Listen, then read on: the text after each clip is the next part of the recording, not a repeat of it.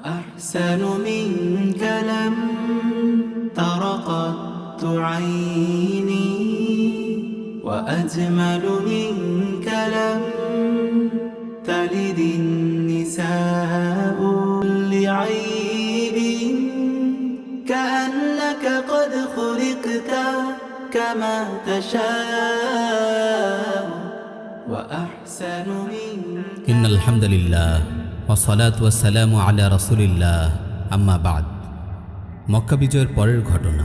হুনাইনের যুদ্ধ চলছে, লড়াই তুমুল আকার ধারণ করছে। দুশমনরা আশপাশের পাহাড় থেকে এলোপাতাড়ি তীর নিক্ষেপ করছে। বৃষ্টির মতো ঝাঁকে ঝাঁকে তীর এসে ঘিরে ধরছে মুজাহিদ সাহাবিদের। এই প্রবল তীর বৃষ্টি সইতে না পেরে সাহাবিরা ময়দান ছেড়ে পেছনের দিকে ছুটতে শুরু করলেন।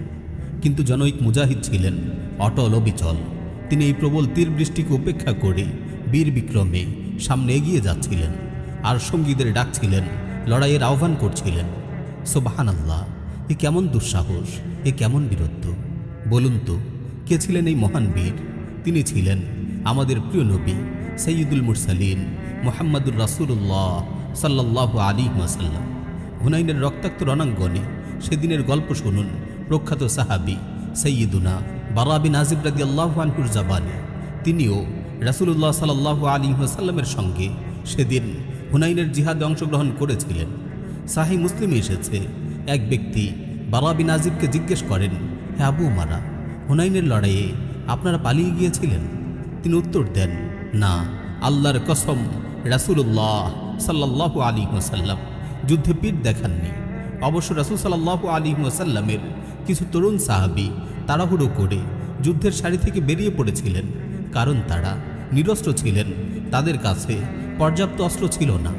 আর তারা হাওয়াজিন বনু নাসরের এমন এক শত্রু দলের মোকাবেলা করছিলেন যাদের তীর খুব কমই লক্ষ্যভ্রষ্ট হতো। তারা এমনভাবে সাহাবীদের উপর তীর বর্ষণ করছিল যে তাদের প্রায় সব তীরই লক্ষ্যভেদ করছিল। এই কঠিন অবস্থায় তারা রাসূল সাল্লাল্লাহু আলাইহি ওয়াসাল্লামের দিকে এগিয়ে গেলেন। রাসূল সাল্লাল্লাহু আলাইহি ওয়াসাল্লাম তখন তার সাদা খচ্চরে সওয়ার ছিলেন, আর আবু সুফিয়ান বিন হারিস বিন আব্দুল মুত্তালিব তার লাগাম ধরেছিলেন। রাসূলুল্লাহ খচ্চর থেকে অবতরণ করলেন এবং আল্লাহ তাআলার কাছে নুসরত ও সাহায্যের জন্য দোয়া করলেন। তারপর বললেন, আনান নাবিয়্যু লা কাযিব, আনা ইবনু আব্দুল মুত্তালিব। নিঃসন্দেহে আমি আল্লাহর নবী, আমি আব্দুল মুত্তালিবের উত্তরসূরি। তারপর তিনি পুনরায় মুজাহিদ বাহিনীকে কাতারবন্দী করেন। আল্লাহু আকবার! যুদ্ধের ময়দানে প্রবল তীর বৃষ্টির মাঝে এ কেমন প্রত্যয়দীপ্ত উচ্চারণ, আনান নাবিয়্যু লা কাযিব, নিঃসন্দেহে আমি সত্য নবী। তার সাহসী নেতৃত্ব, তার অতুলনীয় বীরত্ব সেদিন মুসলিমদের পরাজয়কে বিজয়ে রূপান্তরিত করেছিল। পালায়নপর মুজাহিদদের হৃদয়ে পুনরায় সংঘটিত হওয়ার, ঘুরে দাঁড়ানোর সাহস ও হিম্মত সঞ্চার করেছিল। প্রিয় ভাই ও বোন, এমনই ছিল আমাদের প্রিয় নবীর সাহস ও বীরত্বের দাস্তান। যুদ্ধ যখন প্রবল আকার ধারণ করত, সাহাবীরা আত্মরক্ষার জন্য রাসূলুল্লাহ সাল্লাল্লাহু আলাইহি ওয়াসাল্লামের পেছনে আশ্রয় নিতেন। রাসূল সাল্লাল্লাহু আলাইহি ওয়াসাল্লাম পাহাড়ের মতো সাহাবীদের আগলে রাখতেন। বুক ফুলিয়ে প্রবল বিক্রমে কাফিরদের সঙ্গে মুখোমুখি লড়াই করে যেতেন।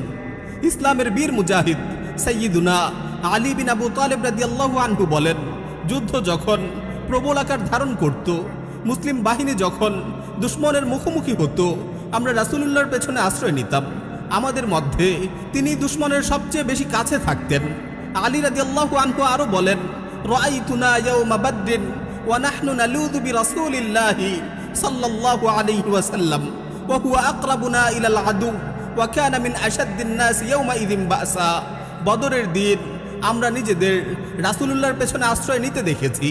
আমাদের মধ্যে তিনি দুশমনের সবচেয়ে কাছে ছিলেন, তিনি আক্রমণে সবার চেয়ে বেশি তীব্র ছিলেন। প্রিয় ভাই ও বোন, গত মজলিসে আমরা রাসূলুল্লাহ সাল্লাল্লাহু আলাইহি ওয়াসাল্লামের দৈহিক বৈশিষ্ট্য নিয়ে আলোচনা করেছিলাম। এই মজলিসে আমরা তার চারিত্রিক বৈশিষ্ট্য নিয়ে আলোচনা করব ইনশাআল্লাহ। রাসূলুল্লাহ সাল্লাল্লাহু আলাইহি ওয়াসাল্লামের চারিত্রিক শ্রেষ্ঠত্বের জন্য কুরআনের একটি আয়াতই যথেষ্ট। আল্লাহ রাব্বুল আলামিন স্বয়ং তার চরিত্র সম্পর্কে বলেন, ওয়া ইন্নাকা লাআলা খুলুকিন আযীম, নিশ্চয়ই আপনি মহান চরিত্র অধিষ্ঠিত। সুবহানাল্লাহ! স্বয়ং আল্লাহ রাব্বুল আলামিনের এই স্বীকৃতির পর তার শ্রেষ্ঠত্বের জন্য আর কিছুই দরকার হয় না। তার চারিত্রিক বৈশিষ্ট্যাবলী এতটাই বিস্তৃত যে তা দু একটা মজলিসে বলে শেষ করার মতো নয়।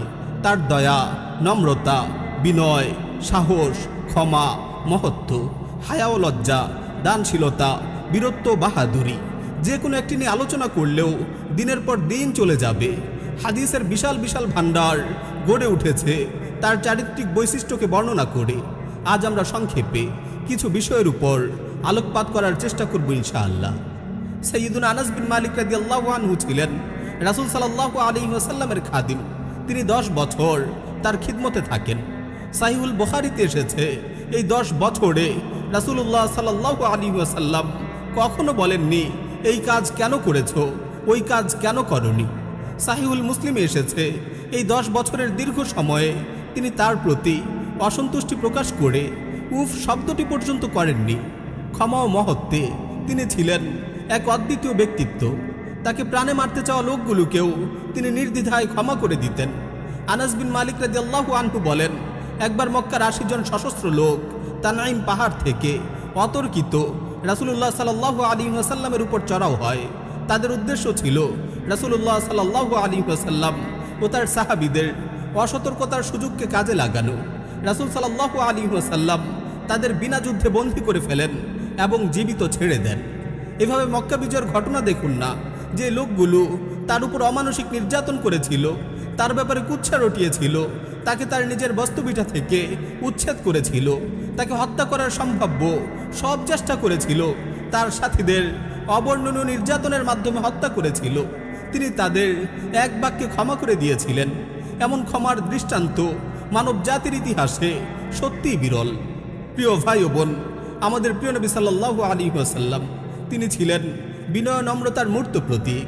খুবই সাধারণ ও সাদাসিধে জীবন যাপন করতেন তিনি মাটিতে বসতেন, মাটিতে খাবার খেতেন, মোটা কাপড় পরিধান করতেন, গাধায় সাওয়ার হতেন, কখনো তার পেছনেও একজন সাওয়ার হতো। সাইয়্যিদুনা আনাস বিন মালিক রাদিয়াল্লাহু আনহু বলেন, মদিনার কোনো দাসীও যদি রাসূলুল্লাহর হাত ধরত, তিনি তার হাত ছাড়িয়ে নিতেন না। দাসীটি তাকে তার প্রয়োজনে যেখানে ইচ্ছা নিয়ে যেত। তিনি কাউকে অবজ্ঞা করতেন না, অহংকার করতেন না। গরিব, মিসকিন ও বিধবাদের সঙ্গে চলতে, তাদের প্রয়োজন পূরণ করতে তিনি দ্বিধা করতেন না। প্রিয় নবীর দানশীলতা ছিল প্রবাদ তুল্য। সাইয়্যিদুনা জাবির বিন আব্দুল্লাহ রাদিয়াল্লাহু আনহুমা বলেন, মা সুইলান নাবিয়্যু সাল্লাল্লাহু আলাইহি ওয়াসাল্লাম আন শাইইন কাত্তু ফাকালা লা। নবী সাল্লাল্লাহু আলাইহি ওয়াসাল্লামের কাছে কোনো কিছু চাওয়া হলে তিনি কখনো না বলতেন না। সাইয়্যিদুনা আনাস বিন মালিক রাদিয়াল্লাহু আনহু বলেন, ইসলামের নাম করে রাসূলুল্লাহ সাল্লাল্লাহু আলাইহি ওয়াসাল্লামের নিকট কোনো কিছু চাওয়া হলেই তিনি তা দিয়ে দিতেন। এক ব্যক্তি তার নিকট আসলো, 2 পাহাড়ের মধ্যবর্তী স্থান ভরে যায় এ পরিমাণ ছাগল তিনি তাকে দান করলেন। সে তার কওমের নিকট গিয়ে বলল, ইয়া কওমি আসলিমু ফা ইন্না মুহাম্মাদান ইউতি আতাআন লা ইয়াখশাল ফাকা। হে আমার গোত্র, তোমরা ইসলাম গ্রহণ করো। মুহাম্মদ এত বেশি দান করে যে তার অভাবের কোনো ভয় নেই। প্রিয় ভাই ও বোন, আলোচনা আর দীর্ঘ করব না। রাসূলুল্লাহ সাল্লাল্লাহু আলাইহি ওয়াসাল্লামের আখলাক সম্পর্কে যদি এক কথায় বলি, কেমন ছিলেন রাসূলুল্লাহ সাল্লাল্লাহু আলাইহি ওয়াসাল্লাম, তবে আমি উম্মুল মুমিনিন আয়েশা সিদ্দিকা রাদিয়াল্লাহু আনহাকে উদ্ধৃত করে বলবো, কানা খুলুকুহু আল কুরআন। তার চরিত্র ছিল কোরআন। অর্থাৎ কোরআন যদি কিতাব না হয়ে কোনো মানুষ হতো, তবে তিনি হতেন রাসূলুল্লাহ সাল্লাল্লাহু আলাইহি ওয়াসাল্লাম।